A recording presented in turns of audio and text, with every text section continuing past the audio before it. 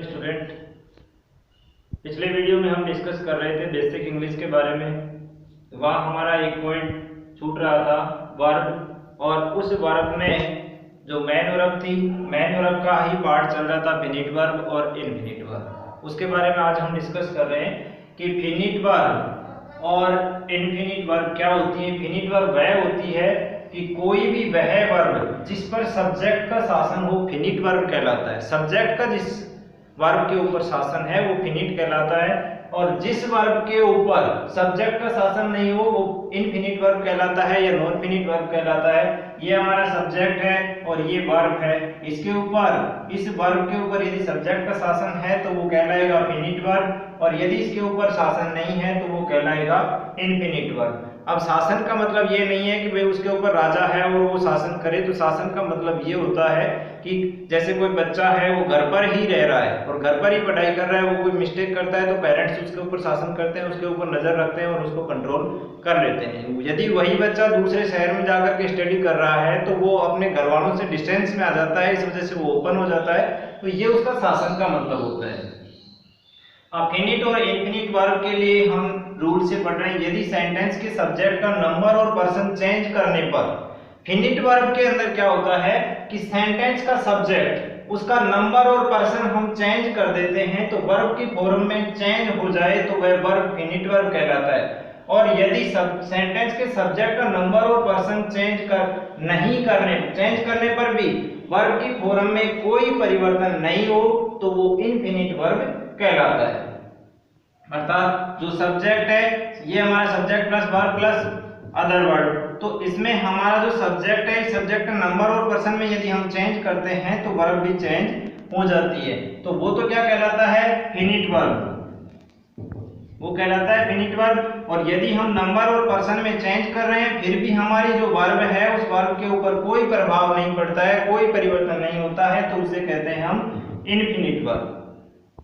जैसे एग्जांपल लेकर के चलते हैं, he goes to market to buy some books। अब यहाँ हमारे सामने दो वर्ब दी हुई है, ये हमारा देखो सब्जेक्ट है और ये वर्ब है, इसके पास में बिल्कुल डिस्टेंस नहीं है, बिल्कुल नजदीक है इसके, और ये सेकंड वर्ब है, ये वर्ब का और इस सब्जेक्ट का डिस्टेंस है।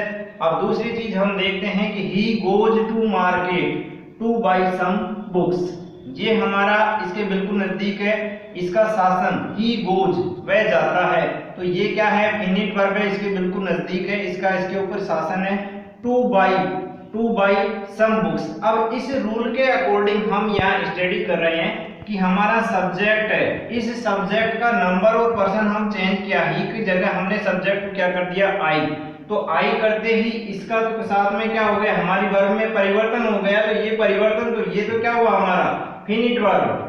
टू मार्केट प्लस के अंदर टू बाई सम बुक्स, यहाँ हमारा कोई परिवर्तन नहीं हो रहा है, इसलिए ये क्या हुआ, इनफिनिट वर्ब कहलाता है।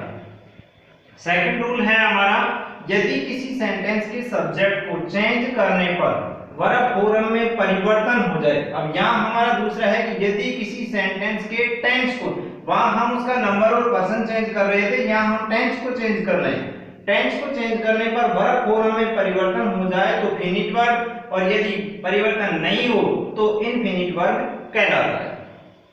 एग्जांपल लेकर के चलते हैं, Ram goes to market to buy some books. अब यहाँ राम सब्जेक्ट है और गोज हमारे को पता है कि प्रेजेंट टेंस है, यहाँ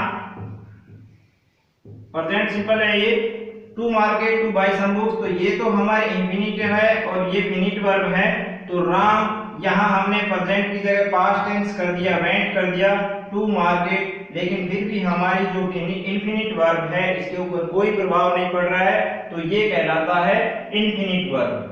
ये हमारा सेकंड रूल हो गया। दुनिया की कोई भी डिक्शनरी है, उस डिक्शनरी के अंदर जितने भी वर्ब हैं वो सारे वर्ब फिनिट वर्ब हो सकती हैं। तो हम चल रहे थे फिनिट वर्ब, दुनिया की डिक्शनरी के अंदर जितनी भी वर्ब हैं वो सभी फिनिट वर्ब हो सकती हैं। अब दूसरा हमारे को नॉलेज करना है, डिस्कस करना है इनफिनिट वर्ब के बारे में। तो इनफिनिट वर्ब के बारे में डिस्कस करेंगे हम। There are 3 members in the family of infinite form of the verb. यहाँ इसकी फैमिली के अंदर 3 सदस्य हैं, 3 प्रकार हैं, इनफिनिटिव, जीरेंड और पार्टिसिपल। तो जीरेंड की जो आइडेंटिफाई है, इन सभी की आइडेंटिफाई इंफिनिटिव है, जीरेंड है, पार्टिसिपल है, इनकी आइडेंटिफाई करेंगे, इनको पहचानेंगे। तो ये किस प्रकार से पहचानेंगे? ये सभी जो तीनों हैं, ये तीनों वर्ब के प्रकार नहीं है, ये वर्ब नहीं है, वर्ब के प्रकार है, किसी की जाति जरूर है लेकिन वो उससे अलग हो गई। तो इस कारण से इनको वर्ब में नहीं लेते हैं। यदि वर्ब होता तो ये फिनिट होती, लेकिन ये इनफिनिटिव है। इनफिनिटिव के हिसाब से इनकी पहचान करेंगे तो इनफिनिटिव जो है इसकी पहचान करेंगे तो 2 + V1।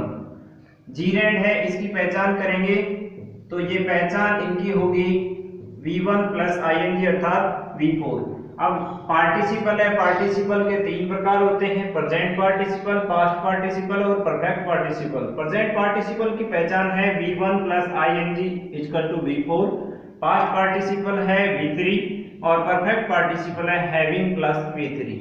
अब यहाँ हमारे सामने प्रॉब्लम आ रही है कि जीरेंड में भी V1 + ing अर्थात V4 है और प्रेजेंट पार्टिसिपल है उसमें भी V1 + ing अर्थात V4 है।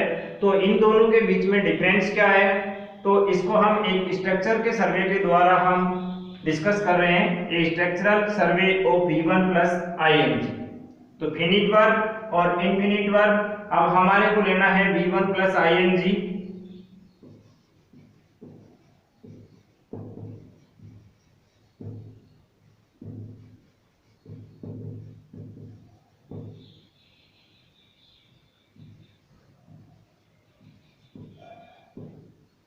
तो ये फिनिट है। अब यहाँ हमारे सामने V1 + ing, अब इस एग्जांपल के अंदर हमारे सामने V1 + ing है, ये राम है, तो ये राम के बिल्कुल नजदीक है, इससे कोई डिस्टेंस नहीं है, इस वर्ब के ऊपर इस सब्जेक्ट का शासन है, इसलिए ये तो फिनिट वर्ब है। अब हम इनफिनिट वर्ब है इसके ऊपर डिस्कस करते हैं।